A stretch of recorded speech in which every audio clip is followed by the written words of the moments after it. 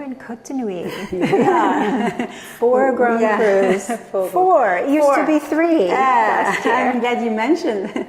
Of course, we have our last cuvée, which is coming from the donation from the Fevlet family. It was given to the institution from the Fevlet domain in June 2025. So it's one of the best way to illustrate how this generosity, how the charity is still among our values and among our institutions. So a Grand Cru from Côte de Nuits. I mean, yes, and really not very generous. Not any Grand Cru, Claude de Beaune. Pardon, madame. Yeah, sorry. Claude de Beaune. So it's something very special. Well, we had to think about the winemaking. It was new for us as well. Yes, yes. So I would like to hear about how you tasted it, because it was special to me. So I would like to know if it's now special to you. Yeah, Claude de Beaune, I think for a lot of people, they don't have a very distinctive characteristic of how this wine should or often tastes, because there's so many producers, as you know, 50 hectares and 80 or more producers, and Claude de Beaune can have a style, and depending on where you are, of course, on the Grand Cru appellation, of it being a very hard, sort of tough, red that needs time. Tannins can be a bit chewy and dry in the finish. And what really impressed me about this first cuvée is really the texture and the suppleness of the tannins. You really managed to tame the tannins and give us a credible, serious Claude de Beaune without hard tannins, but with good, serious dark fruits, savory herbs, the kind that you would definitely age for a decade or more, but having a structure that you can appreciate even when you're tasting it young. Okay. Tell us how you did that. Well, we waited for the grapes to be a little bit more ripe. So this is among the one we finished with early September. So almost 2 weeks after the other part of the wines from the Côte de Beaune. And when we saw the grapes and the fruit, tasting the skins, the tannins were so supple, so gentle, that it was obvious for us to not to be too rough, too strong with that, and to be as soft as the tannins were inside the berries. So we only made pumping overs.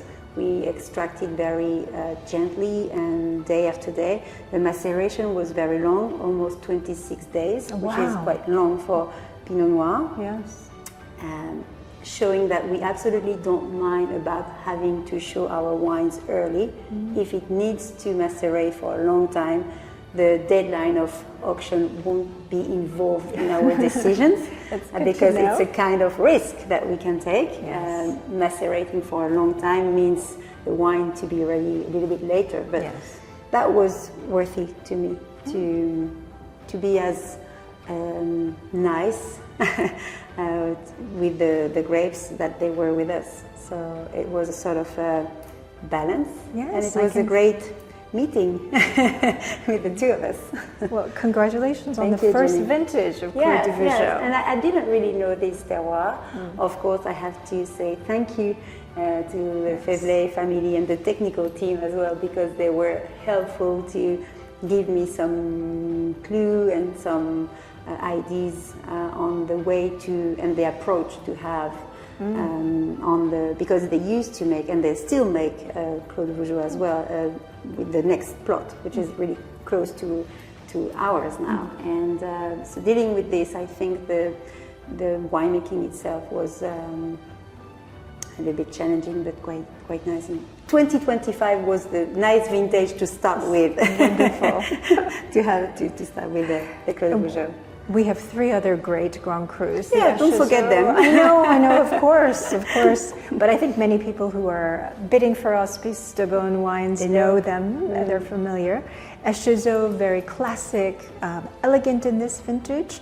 I think, quite balanced, harmonious, not incredibly expressive, but beautiful. Yeah, for our Echezeaux, it's true that here at Domaine des Hospices de Beaune, and probably that it is linked to the parcel itself or the fruits themselves, we never produce some over-showing Echezeaux or very deep and concentrated Echezeaux. It's always lighter, always on the elegance.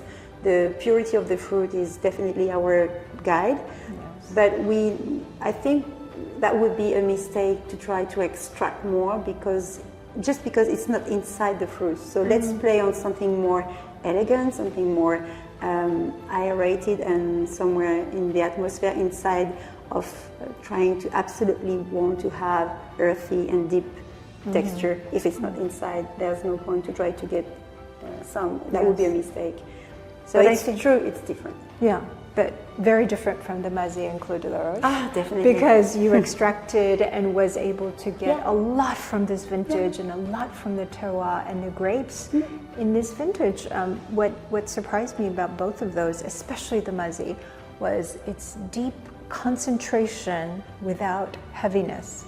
There is incredible power there, but it doesn't feel heavy or big. But do you think it's because the acidity is something inside? I think it's the dry extract. That's it. There is a concentration of tannins, polyphenols, flavors, all very, very dense, but then the palate still doesn't feel heavy. There's no high alcohol, there's not lots of glycerol and fullness. So in a way, it's like a classic great vintage from perhaps the 80s and 90s from 40 years ago. Okay, great to hear. So I can read about your words to describe, and also I completely connect your words with what happened when we were making the wines, because it was exactly in that way to have this day after day construction phases and to get to these results, which is classical, let's say classical for a Grand Cru in a way, but very strong in identity, and the vintage of course helps a lot, but it's true that for the Mazet it's something special inside. It's a very special Mazet this year. How can we conclude? I don't know. I hope everyone has a big budget and a deep pockets to be able to bid on lots of wines. But the good news is that we do have more quantity this year than last year. Yes, we do. And especially for the Côte de Nuits, there's a lot more availability. So we hope that more people can participate and really take pleasure in finding the style that you love and prefer, and know that the team did a great job. Thank you. 2025. Thank you.